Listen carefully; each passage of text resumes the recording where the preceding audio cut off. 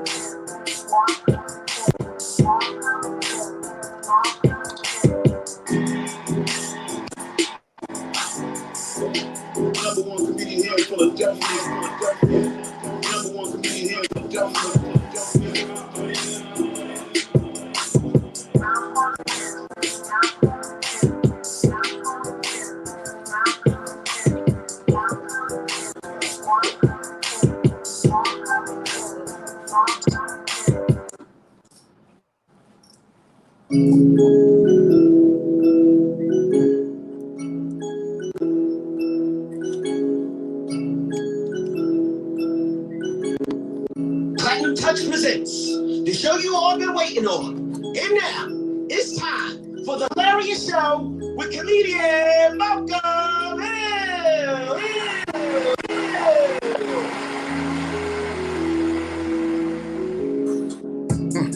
You're lying. Thank you for letting me know I'm live. What up, everybody? It's your boy, comedian Malcolm Hill. This is the Hill-arious Show, right? I ain't tell y'all to turn the music off, but it's all good. We have to have another staff meeting, but it's all good. Come on. That's my fault. That's okay. We having another staff meeting. But this is the Hill-arious Show. I need y'all to share this video, right? First of all, I need everybody to share this video immediately, all right? Because we got a great guest on. Once again, as we always do, have some of the best comedians in the world on the Hill-arious Show. But first of all, I need people to support this movement and share this video to at least 58 people, man. You know what I'm saying? I need everybody to share this video. That's very, very important, right? But like we always do, I want to introduce my co-host, NA. What up, NA? What up? What's going on, everybody? How y'all doing? As you see, from Platinum Touch Entertainment, my man, NA. And what's going on? My other co-host, the street poet, Phillystreetpoet. What up, street poet? What up? Let's get it. All right. We got of course too. We got Invisible Lady Shine is going to come in and tell us what's going on in the world. She's Invisible Lady Shine. Oh, and shout out to the engineer Ron G's, man. You know, I love Ron G's to death. You know what I'm saying? Shout out to our engineer. We got a great engineer.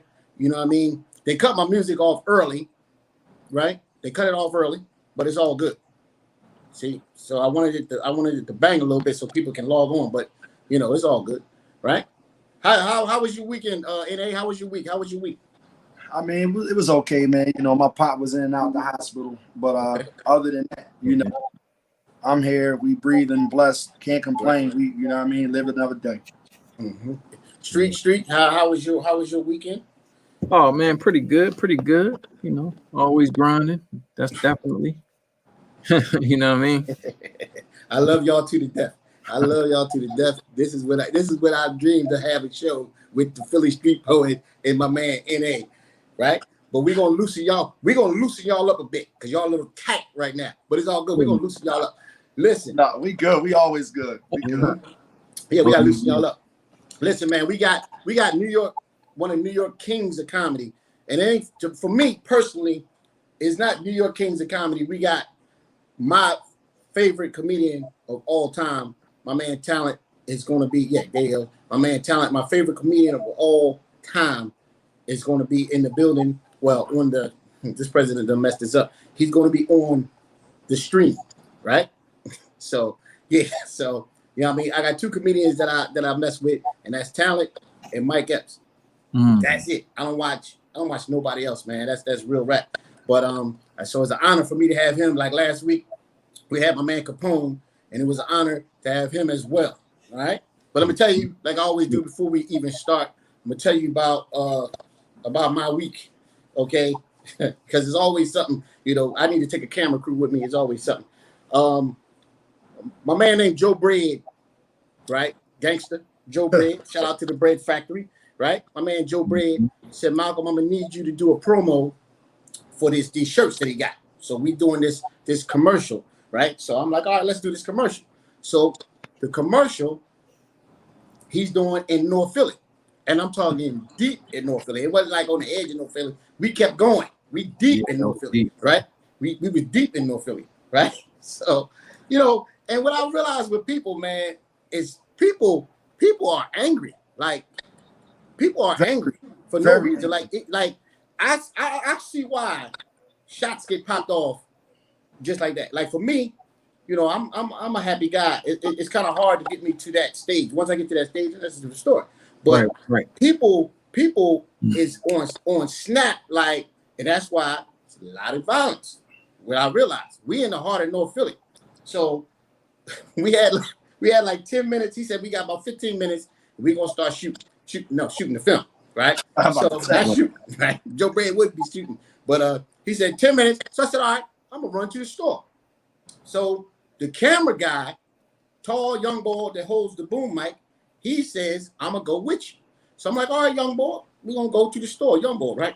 So we go to the store. Now the Poppy store, the corner Poppy store, is a small store. There's only the register, an aisle, and another aisle. That's it. Ain't no, there's no other way around. Just aisle and an aisle. But we're doing social distancing, right? So I'm standing there with the young boy in line. This girl comes in the store, right? First of all, this is what she's doing. She's doing this. So her hair is really dirty. So she's popping it. She's smacking it. She's smacking it, right? It's dirty. So she's smacking. So I knew this was about to be a problem. But she's on her cell phone and she's popping her hair. Well, so me and him, we in line. We've been there all the time. This chick walks in and stops right in front of us. Now, I'm not fighting nobody. So she stops in front of us. So the young boy says, oh no, she ain't gonna stop, you know, in front of us. Like she just came right in, like we wasn't even there, right? So the young boy like, nah. She's popping her hair and she's ordering. This is what I knew was a problem. She's ordering hair. So if you're ordering hair from the corner Poppy store, that's a whole nother situation. And she's popping her hair and she's ordering her hair was on the top rack next to the extension cords in the macaroni and cheese. So she's ordering hair and she's popping her hair. So young boy about to say something to her, right? So when she said something on the phone, it let me know that we need to let this chick go. We don't need to say nothing to her. She on her phone and she says, I told that bitch I will come to your family reunion and kick your ass. Now, when she said that, now I'm hiding behind the macaroni and cheese because this chick must got a gun. I said, young boy, did you hear what she said? He said, I don't know. I said, homie, she didn't say she gonna come and fight you one-on-one. The chick said, I will come to your family reunion and kick your ass. So I'm like, yo, this is crazy. So the young boy was about to say something. I said, no, let her go. Right, boom, we leave. We leave, right? Get to the block. Like I said, people are hostile right now. I don't know what it is. The block where we're filming at is only one aisle, right? So I peeped it. It's only one aisle. So it's about 20 of us out there. 20 of us on both sides of the street, but it's only one aisle. One of the boys stopped the car in the middle of the street, right? For a second. He's talking to Joe Brady for like a second. A car comes around the corner, gets behind him, and says, yo, man, you need to move that. I ain't for all that. Now I'm hiding behind the car. Once he said that, I'm hiding again behind the car. I've been hiding all day. So I'm behind the car. So I'm saying to myself, it ain't like the boy was waiting for 20 minutes. He came around the corner, and once he got behind him, hey, I ain't for that. You ain't for what? I'm not for all that. So I said to myself, it's 20 dudes on this side of the street with us that's filming, right? He's in the car by himself. So I said, this dude must got some type of something heavy because he wasn't scared. He didn't care who. I ain't for all that. So when he said that, I'm hiding behind the camera in between the car. And it's like people are hostile right now. Like it's and that's why I realized why so much violence going on. You know what I mean? Like, why is people so tight right now? Like, ready to snap off like early. Well, you know, first of all, nobody's getting paid. No, half of the world ain't working. You know, Right. Just stop that 600 a week. You know what I mean? So 600. yeah, 600, good money. And on top of that, they don't spend them little $10,000 checks. So now they like, damn, we don't mess all this money up, and there's no money. Right. You know? So right now you got to be careful with everything. You know, then everybody they saying got corona. So on top of that, now you're scared to do work. You're scared to, you're doing like this with your homies. You don't want to shake their hand. You know what I mean? People offended. They offended like you saying they got it. No, I don't have it right now, and I don't want it. So I do this. You know, man. Yeah. Right now it's rough. What you think, Streetpoet? Then they pissed because they got to wear those masks all day. Oh yeah, then you can't breathe. You know, it'd be like almost 100 degrees, and you walk around with a mask on, sweating, and it's crazy. Nah, people, ain't the mask. Don't blame it on the mask. No, it's definitely the mask, but you don't wear yours. You don't wear yours at all. So it ain't the mask. But no, you can't breathe with that mask on, man. Man, everybody got no damn mask on. And on top of that, you're breathing in all your bad bacteria that you're supposed to let out all day long. So they trying to kill us. They got us the cops trying to kill us. The other people trying to kill us. Man, ain't no these niggas ain't hostile because of a mask. These niggas is hostile because they hostile. No, they already was upset, but when you don't have no money and you can't go get no money, and it's this corona. Oh yeah, right. It's gonna be tight. When that girl was on the phone, she said, "I will kick your ass at your family reunion." I said, these people's crazy. People's crazy right now. People's crazy. So whatever happened with the guy in the car? He wound up just stepping off. No. Joe Brad told the boy, don't say nothing. Just go ahead and move the car. So I'm like, cool. Because the boy that was double parked, he was like, oh, no, he ain't going to talk to me like that. And I'm like, well, how much bad did he say to you? Only thing he said was, can you move the car? And the boy that was in the car said, I ain't going for all that. So I'm like, what was happening? Like, we in the middle of North Philly. We wasn't on the edge. We always in North Philly. And he said, I'm not going for all that. And the other boy said, well, he ain't gonna talk to me like that. So now this is me. This is me down here like this. This is me. This is all you see, right? I'm looking up because I knew something was about to pop off. No reason. Hey, yeah, it's crazy. Because I'm telling myself, it ain't like he was sitting behind him for 25 minutes. He was right there. All right, we're gonna listen, man. Yeah, you definitely Hill-arious Show. You definitely we about to bring my man. Listen, man. We about to bring my man on. This brother, I said it before, is not just the New York King of Comedy. This brother is, in my opinion, the best comedian in the world. I love him to death, man. And I try to, everything you see from me, I try to copy off of him. So, ladies and gentlemen, I need y'all, do we got any claps? Make some noise for my man, Talent, from New York City. Make some noise for the King of Comedy, Talent. That's how you do it. I always say bong bong. I don't know what that is. That bong bong. Salute. That's New York, baby. That's matter of factly. When you get the bong bong, we serious about that. Like that's ditto. That's like word. Like word is bond. Like you know what I mean. Somebody say something, you agree with it. Like bomb. Okay. Like exactly bong bong. Bong bong. Like it could go anywhere. It could be like tell that dude, man. Be like, yo, I'll smack shit. Bong bong. You know what I mean? What up, that's New York all day. What's good, fam? How the homies doing, baby? How we living? We good, man. We in Philly, man. We struggling up here. Y'all niggas is doing comedy struggling in front of cars. Like a movie theater. Oh, you struggling? Oh, that's what they call those parties packed out with 300 people? Yeah. Oh, somebody counting money. Somebody counting money and somebody going to jail. Come on, man. Struggling. Niggas don't care about in Philly, they don't care about no corona shit, nigga. They are. Nah, listen, I get it. I'm not with it, but I get it. You know what I mean? You know, even if some things we don't do, but we understand why people do what they do. You know what I mean? So I get it. I ain't with it, but I get it. I get it that people got to get their bread, man.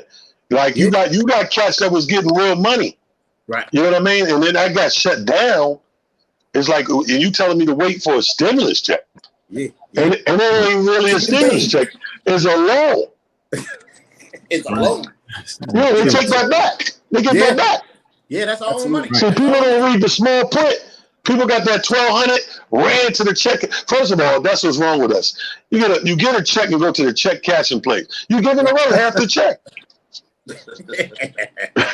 I ain't had no money in 4 weeks, but I would go to pay a fee to cash this check. Come on, bro. You got to pay What's wrong with cash your own money. Yeah, you know, you see that chart on the wall when you go to check cashing place, depending on the size of the check, you're like, oh man, this is over the criteria. Oh man, I gotta get this dude. The check ain't but $50. You gotta pay $24.60. So you leave out of there. You thought you was balling. You 2 beef patties and 2 cocoa breads away from right where you started. Right. You know what I mean? That's real quick. See, New York, we get creative, bro. That's one thing about New York.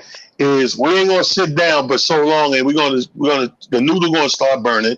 We're gonna start spinning the wheels, and we're gonna come up with something that fit the laws they hit us with. So they hit us with the social distancing, the mask, and all that. Okay, cool, no problem. We're gonna do this in the parking lot.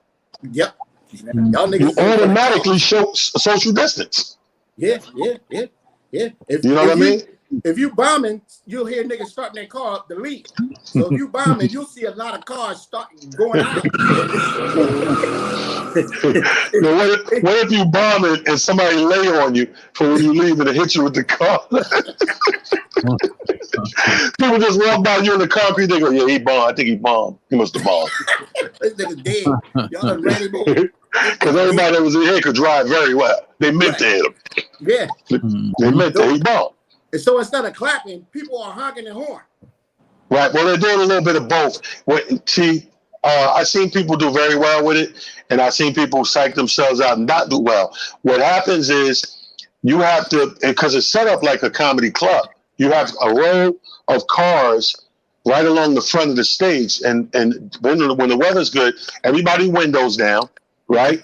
You know, so they laughing. You can hear people laughing because their windows down. Some people got the drop top. So you see and hear them laugh. You can look right in these people's cars. So you see your audience. So if you can see that you're making them laugh, you good money. And then honk the horns is an extra. You know, like that's the loudest we can get out here. You know what I mean? Okay. Now, what they did to add to the fire to make it even better, now they add what we call a frequency box. So the frequency box is when you sitting in your car, you turn to 98 whatever, and you getting it in your car through those speakers too. Okay. So there's niggas trying to smuggle people in their trucks. Well, how many people can be in the car? Well, I mean, it depends. Like some shows they do, I've seen people charge per person, and I've seen people charge per car. Like we come into Philly Labor Day with Michael Blacks and all them at Citizens Park. Now they charge it by the car. Oh. Wow. So when you go online for a ticket, you'll say, "Oh, what ticket? $150?" Yeah, because that's for the car. Oh, so you can have 5 people in your car, and you only pay $150. Oh shit! It's gonna be 15 niggas in the car. It's gonna be arms and legs hanging out the window. It's gonna be 100 niggas in one car. Okay. Shit, you think that's bad? Try this shit in Puerto Rico. With them little cars. They come out there with one construction truck, 600 people. Yo, I see you got them dogs, man. Tell me about when you be walking them dogs in the park.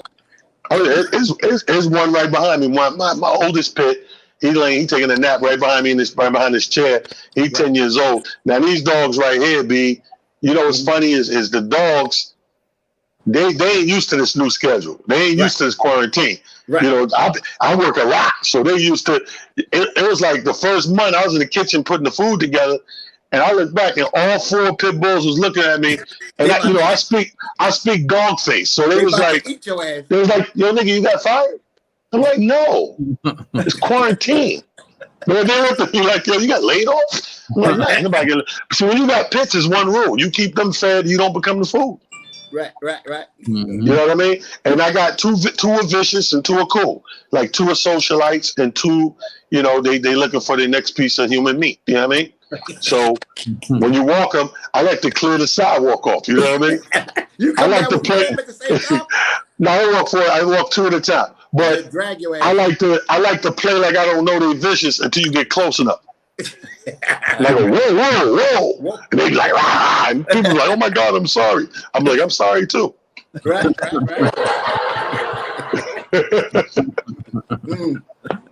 Let's get into it, man. People want to know, like I want to know actually, what got you started into stand-up comedy the way you doing it, man? I mean, how did you start in this thing? Well, I started because I got on the business end real early. I knew as a kid I wanted to do stand-up. I thought it would be a hobby. I didn't know people did it for a living. So I knew I was going to get into it. But my plan, because I thought it was a hobby, was I would retire from a job and then I would go do this hobby. But when Def Jam came along in the early 90s, when 90 hit, now you started to see young cats on stage. So it was like, oh, I could do this now. I still didn't know it was a career, but I was like, oh, I'm going to do it now. I'm going to jump in early. So I jumped in early and it took off right away. Like, I mean, I just had this, you know, this remarkable ass start. And what the first thing I did was I remember about a year in, maybe a little over a year in, somebody hired me for the next town over from where I live. They did a ballroom show in like a Radisson hotel. Right. And I got to the place, and from this point on, I was on the business side of things. I come downstairs. The girls who was working the door, I went to school with them. So I'm being funny, cracking at the door, and people are coming in. And they're coming in 5 or 6 at a time, and they're paying at the door. They're paying 30, 35. Now this back in 91. I'm like 30, 35 at the door. So I say to the girl, I'm like, she was like, yeah, we got about 6 more. We sold out. I said, sold out? I said, what a hole in there? She said, about 3 something. I said, 3 something? Times 30?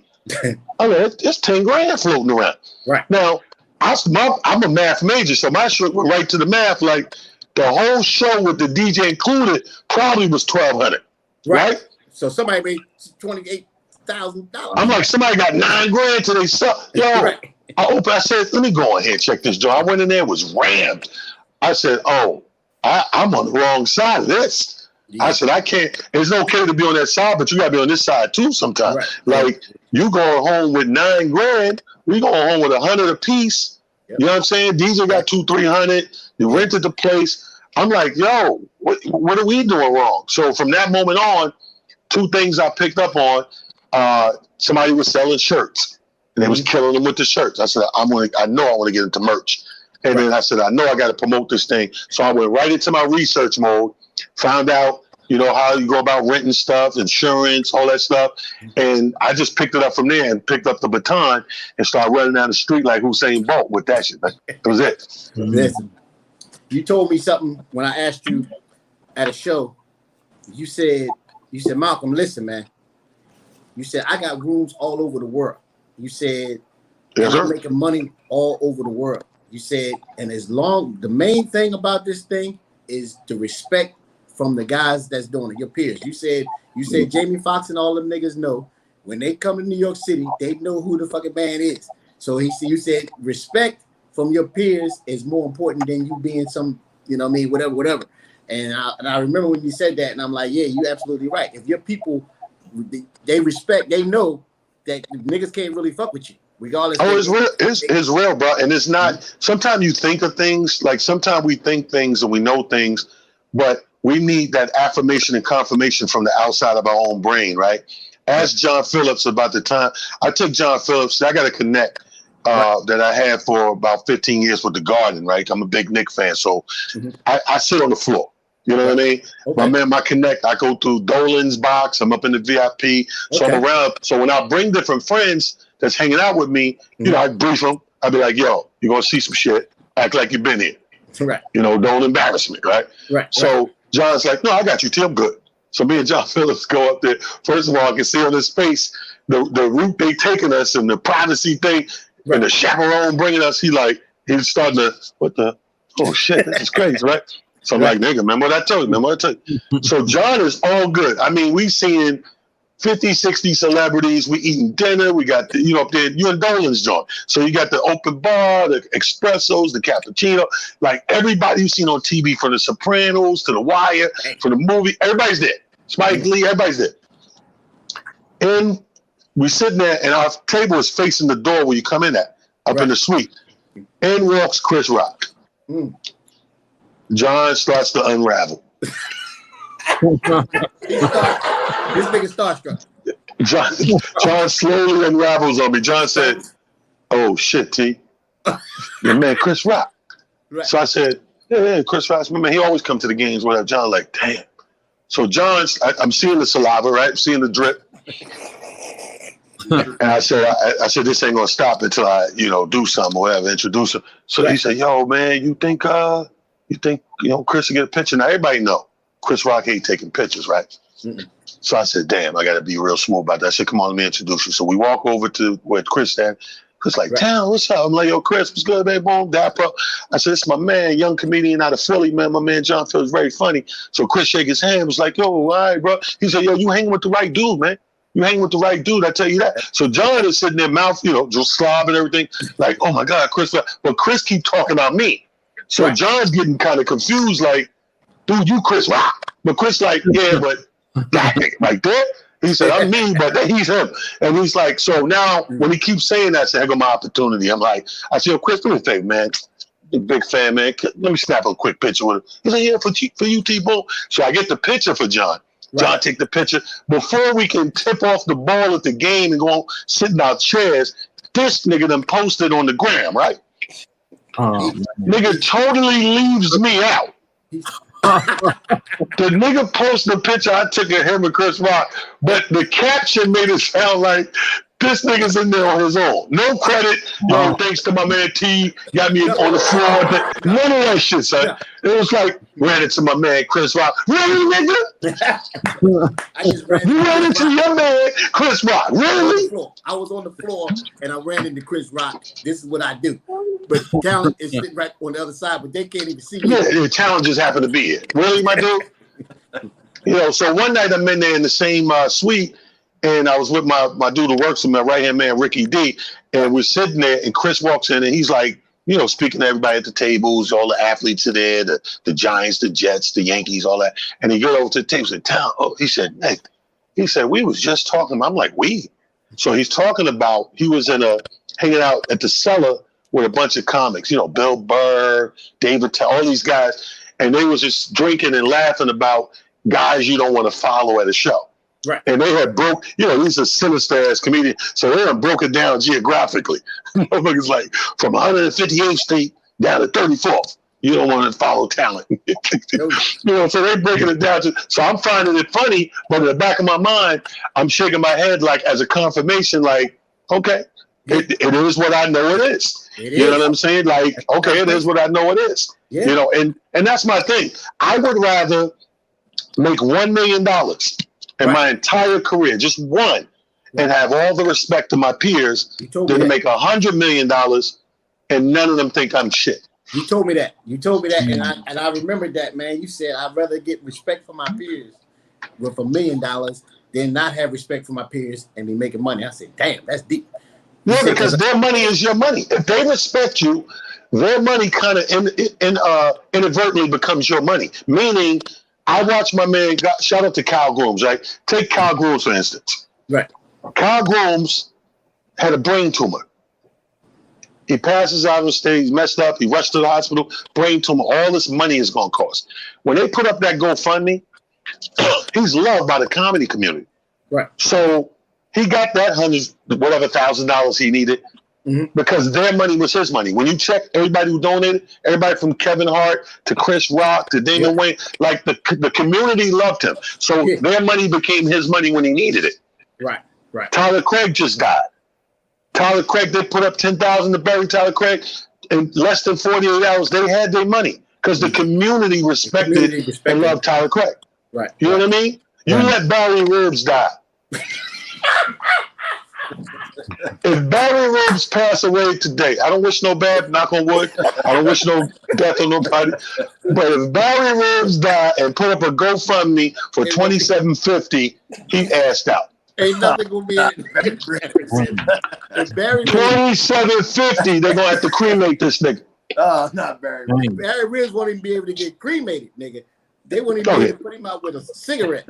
Barry Ribs is a white boy. They don't know Barry Ribs. Yeah, Barry Ribs is a white guy. And you know what's ironic? I stopped speaking to Barry 5 years ago because he did some white racist entitlement shit that I called him on.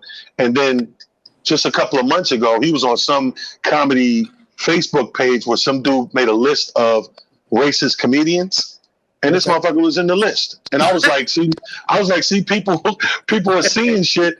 Like, my thing was personal between me and him. He is racist. Clearly. Yeah, he's racist. Yeah, the boy tried to politely extort me. For real? Wow. Now, talent was Troy. Troy Harris could have fucked him up. Right. You know what I mean? But I'm above Troy Harris. I try to leave Troy Harris out. We try not to see him every 10, 11 years. So Barry did some entitlement shit to me, and he seen a show. Me and my cousin Ed Lover had a tour. We had a 20-city tour, the Cousins in Comedy. And when we hit Caroline's, he knew it was going to be industryed out, you know, because Ed, the MTV thing and everything, we knew it was going to be industry out. So he calls me and was like, T, you know, please, can I get a guest spot on one of the shows, you know? And I had a long conversation. I said, you know what, Barry? You're one of those novelty acts. You're one of those white dudes that can make the black crowd laugh. This will be great for you. I said, come on down, see what I can do. I can't promise you, but if time goes, I got you. I end up letting the dude rock a guest spot on all, you know, Friday and Saturday. You know what I mean? 4 sets. Right. And he ripped. He did his thing. He represented. He's out there networking. He rubbing elbows. Great. Everything good. Right. So I call everybody that's booked on the show. Sean Harvey, Aldo, even Ed knows. I said, yo, the way Caroline's operate, we ain't gonna get paid tonight. We'll get paid next week. They'll cut the check, and I'll just shoot everybody the money. That's how they do it. Everybody's like, no problem. Yeah. So this dude calls me on Monday or Tuesday and was like, yeah, I just spoke to Sean Harvey. Said you ain't gonna get the check to the end of the week. You're gonna hit everybody off. And my eyebrows are going up like, nigga, you ain't even on the payroll. I'm like, where's he going with this shit, right? He was like, so, you know, I could wait. Just let me know when you're going to hit me. I said, Barry, you serious? He was like, yeah. I said, Barry, you wasn't booked. You're not even in the budget. Right. He was like, no, I know I wasn't booked. I know it was a guest spot, but it's some nice crowds in there, man. It was packed out. And I said to myself, I know T going to do the right thing. I said, did this nigga just try to, I said, bro, it don't work like that. You can't ask me after the fact or pressure me to get paid when you wasn't agreed to get paid. You did a guest spot. Mm-hmm. Oh, but I said, you know what? I stopped myself. I said, you know, you're absolutely right, man. Come to the Stress Factory, pick up this money, right? So in my mind, I was going to give him $100. 4 times, $400, $100 a set. Right. So I talked to my business partner. I told him what happened. Quincy said, no. Quincy said, no, you crazy? He said, you pay that nigga what Caroline's would have paid him for a spot, which is $25. Right. That's all they pay. So that nigga got there, he got $50. And when I put it in his hand, I said, yo, my dude, here you go. I said, lose my fucking number. Wow. And it's been 5 years since that happened. And the worst thing is, you lose a dude like me, dude, I'm the what they call that shit, nigga? I'm the bloodline. You the bong bong. I'm the money, like bong bong. I'm the money. So not only did you lose that money, I'm not booking you no more. And everybody who booked me, who mentioned your name, you can't be on that show. Yeah, tell them about when you had me at the Stress Factory, and I bust on the ladies, them old ladies that come every month to your room. This nigga crazy. First of all, that's the promoter's mother, grandmother, aunt. She had a whole straight of hair, right? These 3 old ladies that sit at his show, they like the ladies that's on the Apollo, that lady that's always there. Well, these 3 ladies is at every show. Hilarious. Hair, and I said she looked like Demolition Man. That was one thing I said, Demolition Man. I'm laughing. Room went dead silent, nigga. Yo, when I tell you that shit was fun. So I know like a comic, when we hit those moments, You know, I call them speed bumps. When we hit those speed bumps, where we know we should get a laugh, but nothing's happening, the level of confusion, is like, what the fuck? That rips all the time. Like, so I'm on the side like, oh shit, right? So the whole place knows these ladies is grandfathered in or grandmothered in. They ain't missed a show in 27 years. Yo, it's so bad. Real talk, it's down to 2, right? It started at 4, it's down to 2. When you was there, it's 3. But the only way they're not there is when they die. No, real talk. So the grandmother's gone. She passed away. God bless her soul. So now it's down to 2. It was another one. I think another aunt, the grandmother. Yeah, it was the grandmother. It was a great aunt, the grandmother, the mother, and the regular aunt. Everybody I can talk about. Both of them are gone. So now it's down to 2. This how much they there. This is how they don't miss a show in support of their grandson or their son. These motherfuckers got to die to miss a show. Wow. It's amazing. Why am I that's the kind of fans I want. Nigga, they've been at every show, ain't missing show. Out of all the people I talk about, I'm gonna talk about the mother of the church and this motherfucker. When you came up, man, you roasted the shit out of me. You like, nigga, are you? Yo, that happened to me one time, dude. And the lady was the promoter. She was paying everybody. And I didn't know because some other dude had called me. So I'm thinking I'm working for a guy when it actually was a lady. But I listened to her because she kept walking and shit, you know, and that distracts you. So I said, this lady acting like she important. Now I went on a 10-minute bit. And the funny thing is, I'm killing them. They laughing. Right. And the only nigga not laughing is the dude who called me to do the show. He's like, so I'm like, forget him. He ain't got no sense of humor. Killed her. Got off. Go over to get my drink. I'm sitting there. People still talk. Oh, when you said this, and that. I said, yeah, that shit was funny. So the lady come over. They said, here she come. And I said, and I got this confidence ass swagger like, fuck she gonna say to me? I'm like this. Right. And she get close enough and go, I'm debating whether I'm gonna pay you. And I went, what? And the dude said, yo, that's so-and-so. She the promoter. I said, yo. Because I'm not that bold. Like, as much as I like to rag on a motherfucker and funny I like to be, I don't like to play with my money. If you put mess with me against money, I'm gonna leave you alone all day. I gotta get this money back to the house. I got pit bulls to feed, bro. You ain't lying. It's either pit bulls or you. I don't feed them. I'm the food. You understand what I'm saying? Right. The only dude I seen bold like that was Tony Woods. We was in Alabama doing a college, and the dean came in the back with the checks. She had the envelope, did like this. Okay, guys, good luck. Have a great show. I got your text right here. Remember, clean show. And went outside and sat in the front, crossed her legs, envelope in hand, front and center like this. You know? So everybody, we're in a gymnasium, right? So you know how hard that is. So everybody want that Def Jam shit. We all soften our shit because we need to leave with our check, man. It's like $5,000-6,000 college money. Right. Man, Tony Woods over there like that cigarette. Said, yeah, man, y'all got these very talented young comedians up here struggling and sweating and bombing because the dean, the school told us we can't curse. So everybody, oh, it's like, yeah, that's not said. Fuck the dean.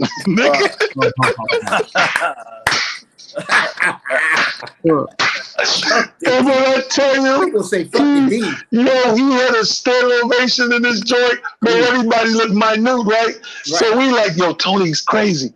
The lady covered the back, pull them checks out. Here you go. Thank you, young man. Great job. Appreciate you. Thank you. And gave 4 checks out and looked at Tony and said, call your agent. And walked off. Oh, shit. Oh. Yo. Oh, no. I said from that point, I would never play with my money, dude. No. Wow. That lady said, gave everybody a check but Tony, leaned in and said, you call your agent. And walked out. Everybody was quiet like, yo. Tony's like, hell no, they're going to give my...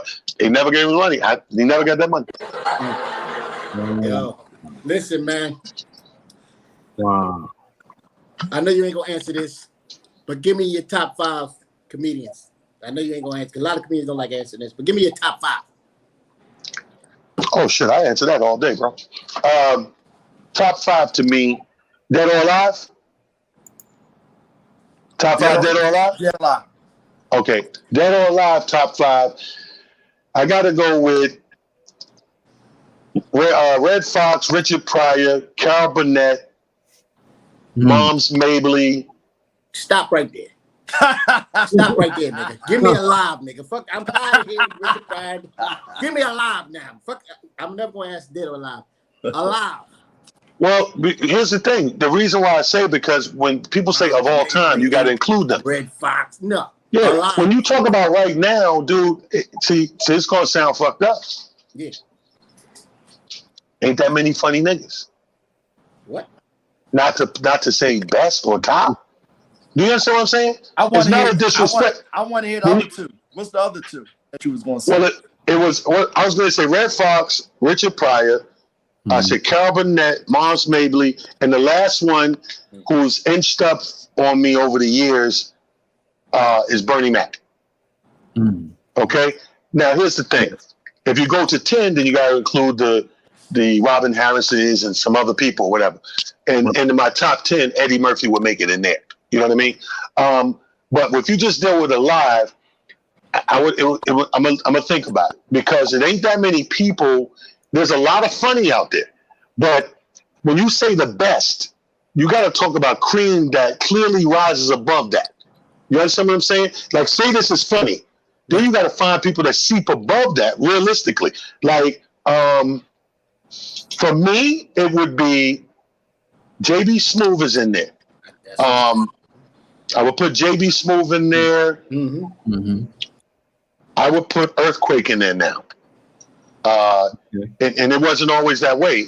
Earthquake has worked his way into this joint, being consistent. Yeah. Is there any women? Any women? I don't know if I got a woman to go in there right now. So I'm gonna stick with dudes. I'm a big fan of, again, I'll mention Kyle Grooms because I'm a big fan he's a beast. of Kyle Grooms. Kyle Grooms is a beast. That's 3 right there. Right. And then the last 2, I would give it to Dave Attell and Bill Burr. Damn. That's good. Yeah, I'll give it to them. Those are the only 2 white guys I think that raised the level of play. Like, I've had the pleasure of coming up with like a Dave Attell and Bill Burr and watch the progress and to see where they are now. Like, those are some 2 special white comedians, you know. Yeah. And people make the mistake of saying white comedy and black comedy. There's no such thing. There's just comedy. It's just funny and it's just comedy. We happen to be white and black people, but the comedy's just comedy. Right. You know what I mean? JB Smoove, he's my favorite comic because he does something like, you always have to have this special thing.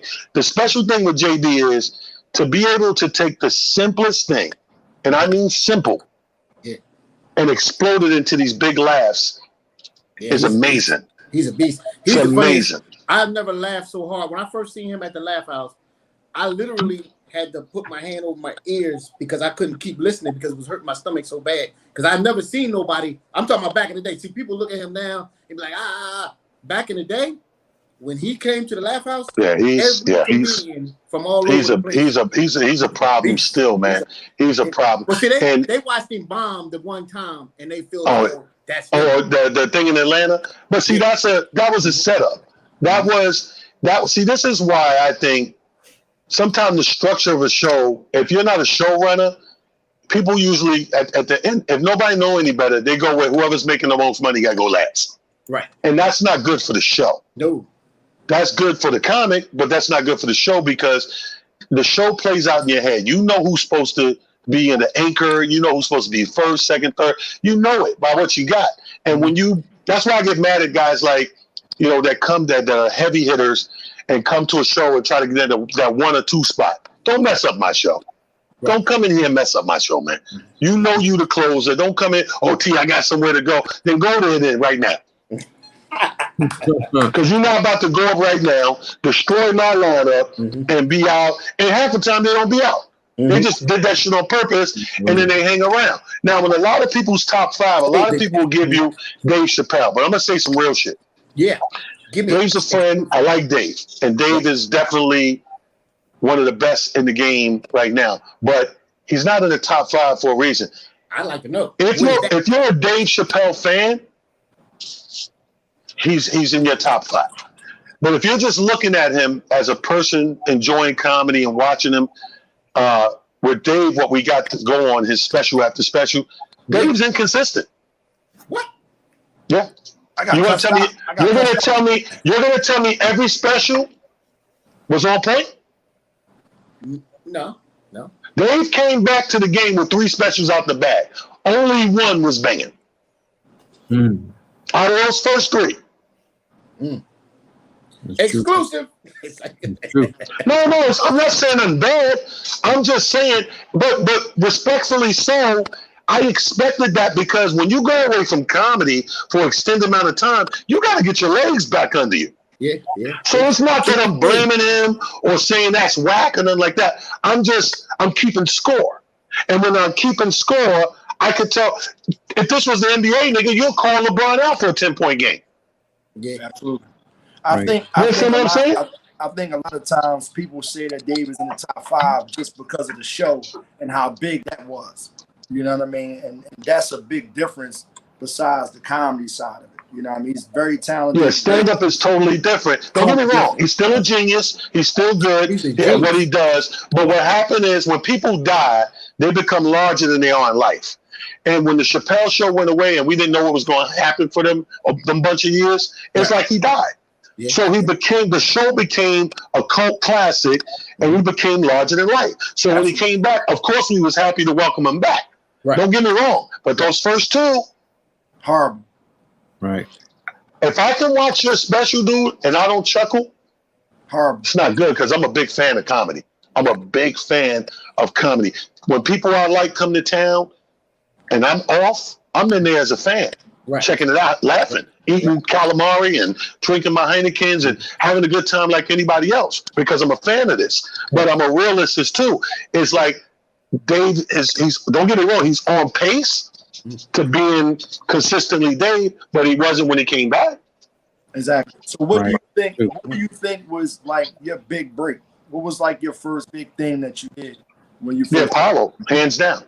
Showtime at the Apollo. Right. Showtime at the Apollo put me in the bracket of the most working comedian because you got to realize I'm from the hood, right? So where I come from, people didn't even respect me as a professional comedian, even though I was doing it for a couple of years.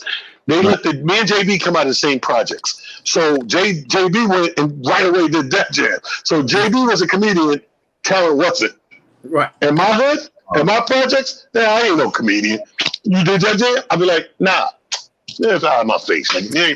So I was waiting to do Def Jam to get my credit, right? To get recognized as a professional. But what happened was my first TV credit became Showtime at the Apollo. Now, this is at a time when it was at its roughest. This ain't Monique's Apollo where they listen and they quiet. And if you the guest comedian, you got... No, this is when they booed guest comedians. Wow. Oh, yeah. That's rough. You don't believe me? Ask comedian Derek Ellis, who went up before me, that got booed twice. He got booed. They went out there, pleaded with the audience. No, don't boo him. He's a special guest. The audience was like, all right. They brought him back out. They booed him again. Tell us who to boo. They was like, you're going to tell us who to boo. So the whole time, I'm this close to shitting in my pants, right? This close. Heart racing, but I keep trying to talk myself off the ledge by saying, T, at least MC Light's going to perform Roughneck and make them feel good. Then you got them. Right. Then you got them. They're going to be in a better place. You got them. So I'm on the back. Roughneck.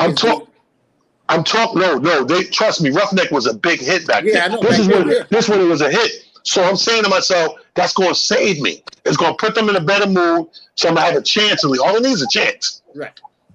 Man, I heard a dude come on the little headset and was like, okay, bring MC Light down. They said, yeah, MC Light going to need 15, 20 more minutes. Throw the talent nigga out. I'm like, oh,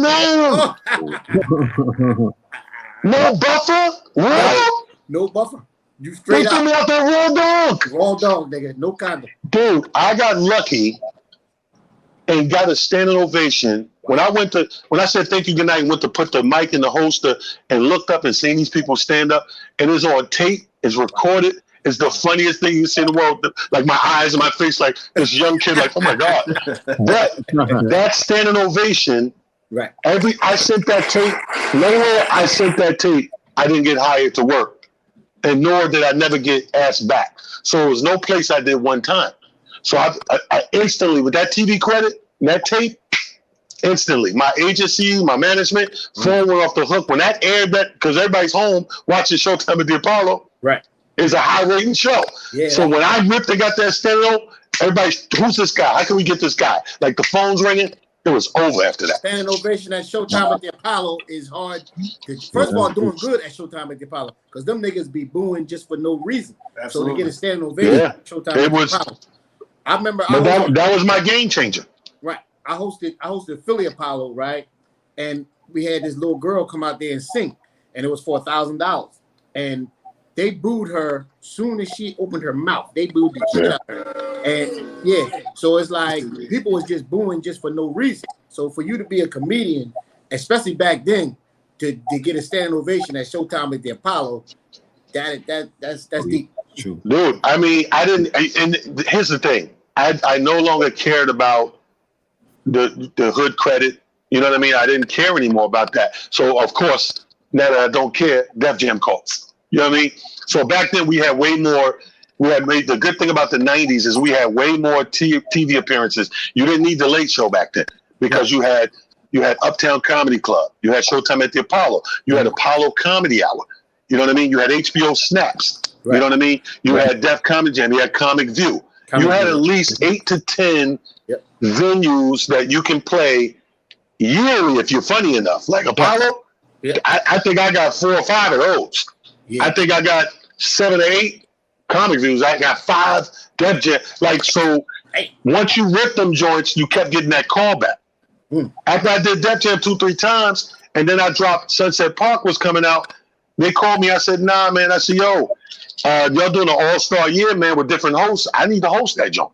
And Bob Sumner fought for me, went back in there, and I got that hosting slot, and I murdered their ass.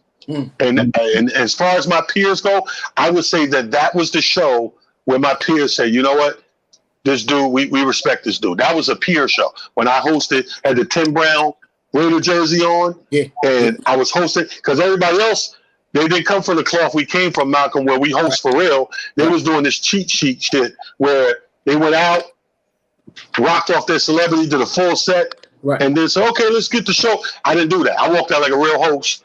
Started off like I would in the club, and ripped everybody, mama, and this, that, and third, brought him out, came back, ripped him in, come back, ripped him in. Like, you know, Russell was tired of my ass. That's what's up. Look, man, we ain't gonna hold you up, man. It is an honor, the privilege to have you on here. Like I said, you are, to me, if you ask me my top 5, is you, Mike Epps, and JB Smooth. It starts from there, right? Oh, so, nice. To me, real rap. You, Mike Epps, JB Smooth. And I don't know do you got women in your top 5? Keep it real. Actually, I love B Flat. I love watching B Flat do her thing, man. B Flat is one of my favorite comedians. I can watch her. Like you, Mike Epps, JB Smooth, and B Flat. I like B Flat. Those my top comedians ever. Like ever. That's real shit. So with all that said, man, it is an honor to have you on here, man. How can they reach you, man? How can they reach you? And what else you got going on, real quick? Hey, man, you know me. I'm on all my platforms every day with a different situation. So my platforms on Twitter, I'm at It's Just Comedy, one word. On the IG, on Instagram, I'm Talent the Comedian, one word. And on Facebook, I'm King Talent Harris. So all platforms, man. See me. I'm on there. I'll be on tonight, bro. All right, that's what's up, man. Yo, bong, man. Thank you for coming through, man. Thank you. Bong, bong. Bong, bong. Bong, bong. Peace. Yo, what I tell you, dude is ridiculous, man. Definitely a beast. You know how you know he a beast, though, Malcolm? Why yet? Remember we went and did the event? We did the show, and he wasn't even there. He put you on it. Oh, yeah. Matter of fact, that was the last one we did. That's the last show I did. That's the last one we did. Yep. In North New Jersey. Yeah. He put me on a show, and I'm thinking he there hosting. We get there, he not there. So he gonna text talking about where you gonna headline.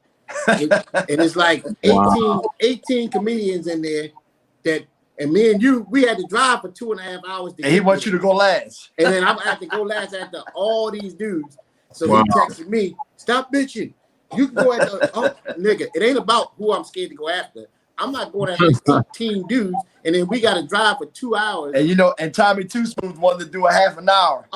And then Tommy Too Smooth right in front of me, he don't want to stop. Oh, but he didn't do a half hour.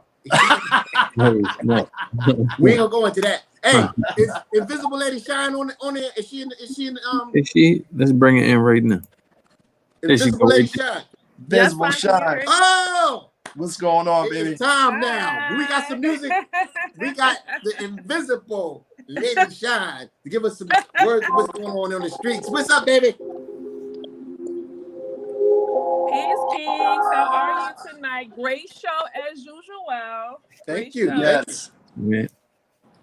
How are you? What you as a black woman, I am super excited.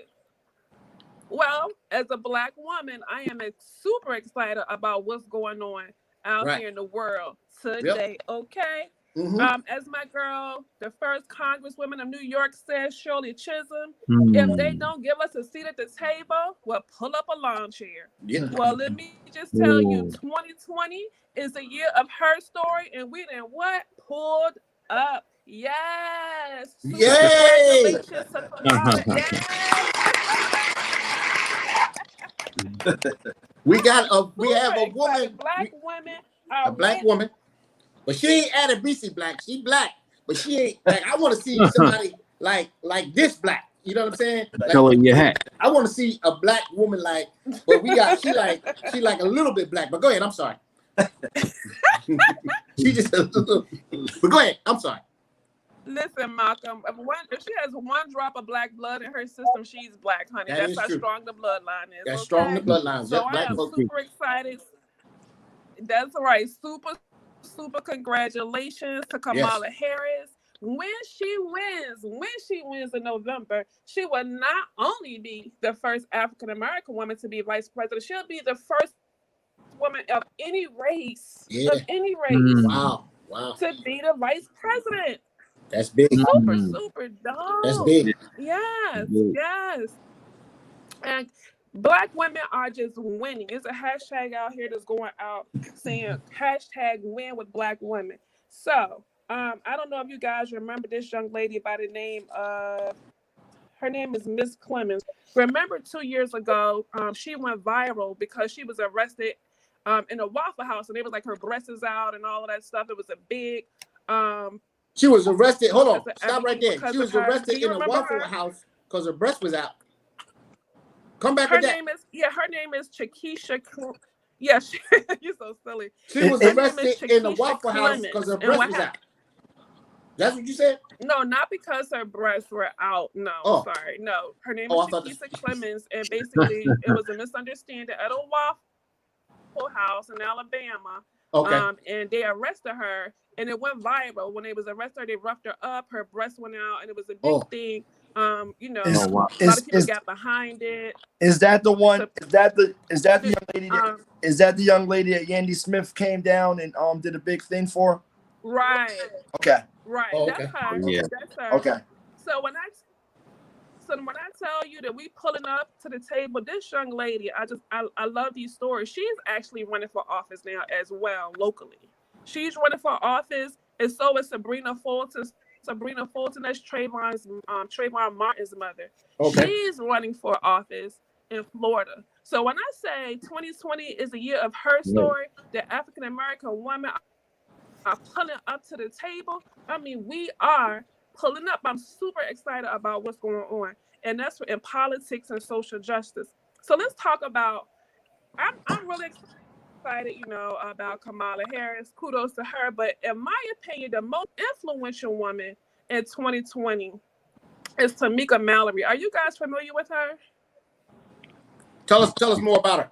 Yeah, Are you mean Tamika Mallory? Tell us more about her. Yeah, I'll be honest, I don't know that. Right. Wow. See, that's why we need. I do. It's coming to me, but I'm embarrassed. But go ahead. This is why you on the show. Yep. She's been the head of all of these movements that's been going on because of the protests. She's about the women's movement. She's the woman that was giving the speeches in the world about the Black Lives Matter stuff and all that. Yeah. Okay. Yeah. We know who that is. I never know her name, but we know Black Lives Matter. She was the one speaking, doing all the protests and all that. That's who it was. All right, but go ahead. I know what it is. Absolutely. She's been an activist for like over 20 years. Mm-hmm. And in my opinion, she is the most influential woman in 2020. So I'm just like really super excited about the strength of the African American woman and how we showing up in this chaotic environment, because that's what we excel the most when times are hard. You know, they say that Black women are the most disrespected women in the world. However, when times are hard, it's always the African American woman's shoulders that you stand on, whether it be your mother, your sister, your lover, whatever. You know, Black women always show up. So I'm super excited about what's going on out here, right? As it pertains to what's going on, as I stated before, quote unquote, her story. Even Tamika Mallory, she's went down there. You know, she's really, really big and protest for Breonna Taylor. She not only is she on Instagram, not only is she speaking out, her organization, which is Until Freedom, they went to Louisville and they're camping out down there, and they said they are not leaving until all of the police officers are arrested for her murder. That's the type of strength that these Black women, these are the type of strength that you have in these Black women, Malcolm. Right. So next time you guys, when you do your little comedy and everything, when you see a sister like her, instead of, talk about baby mamas and bees and this, you need to bow down to these sisters, okay? Yeah, I ain't doing that. I'm not doing that in my jokes.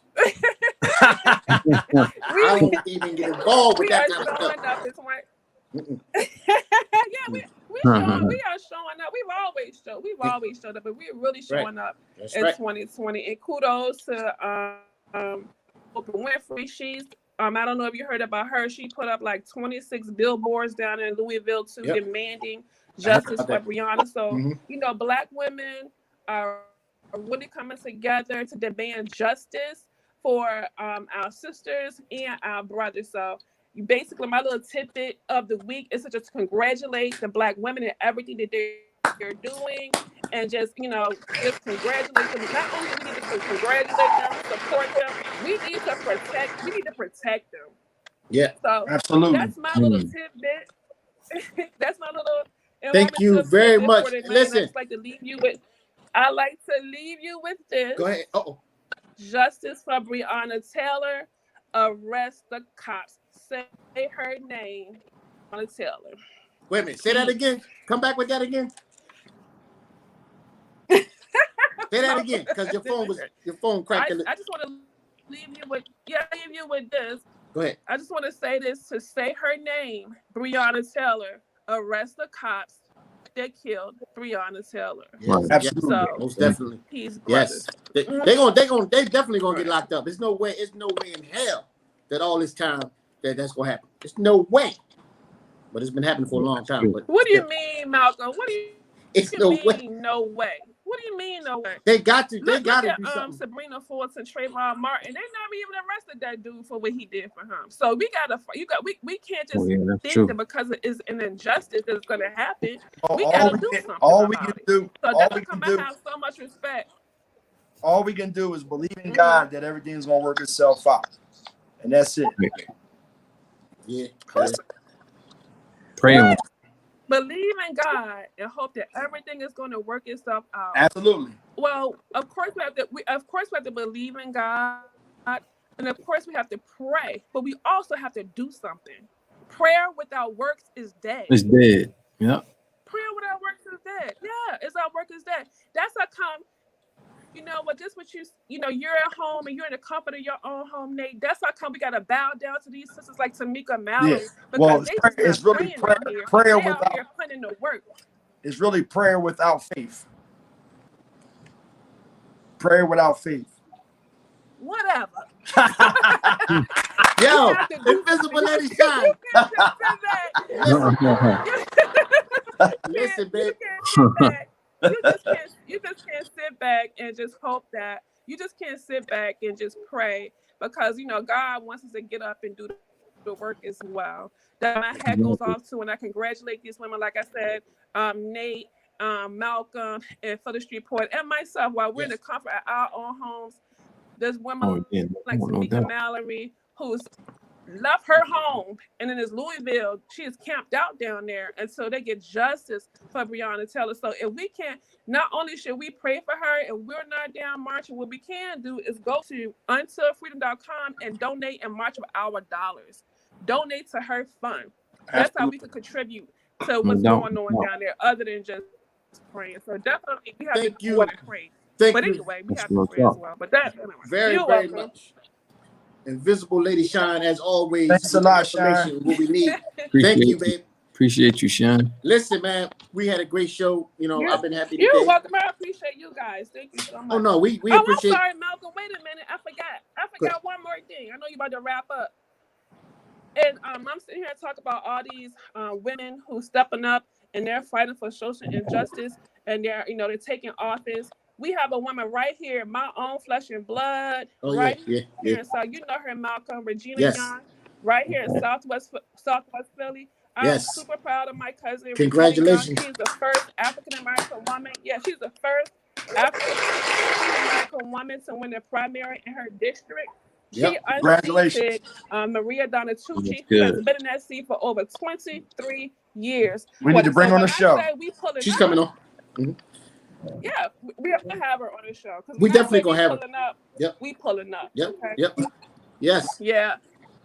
And I'm super excited about her story because I was around and I saw her when she first started her nonprofit organization, when she was out here in Southwest Philadelphia helping. She used to go around because it was a problem with the school system. So she used to go around tutoring young kids in their home. So these are people that we need in office. We need the Sabrina Fortes and the Miss Clemens, the Chiquisha Clemens. We need them in office because these are the people who really care about the people.